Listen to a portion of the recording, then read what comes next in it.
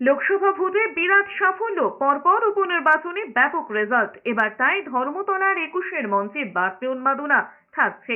তৃণমূল নেত্রী মমতা বন্দ্যোপাধ্যায় আগেই ঘোষণা করেছিলেন, নির্বাচনের জয়কে ২১-এর শহীদদের উৎসর্গ করা হবে।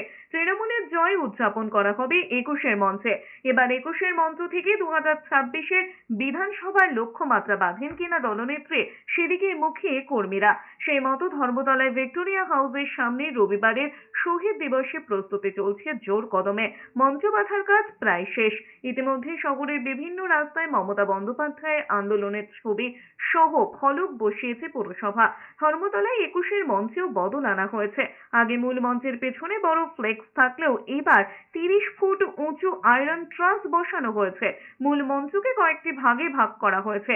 শহীদ পরিবারের বসার জায়গা, বিধায়ক সাংসদদের বসার আলাদা জায়গা করা হয়েছে। পাশাপাশি ক্রাউড ম্যানেজমেন্ট নিয়ে পুলিশের সঙ্গে কয়েক দফা বৈঠক সেরেছেন তৃণমূল নেতৃত্ব। রবিবার বেশ কিছু রাস্তায় যান নিয়ন্ত্রণ করা হচ্ছে। এদিকে ২১-এর সমাবেশের আগে শুক্রবার কলকাতায় ফিরেছেন তৃণমূলের সাধারণ সম্পাদক অভিষেক বন্দ্যোপাধ্যায়। ২৫শে জুন লোকসভায় শপথ গ্রহণের পর আমেরিকায় গিয়েছিলেন চোখের চিকিৎসা করাতে।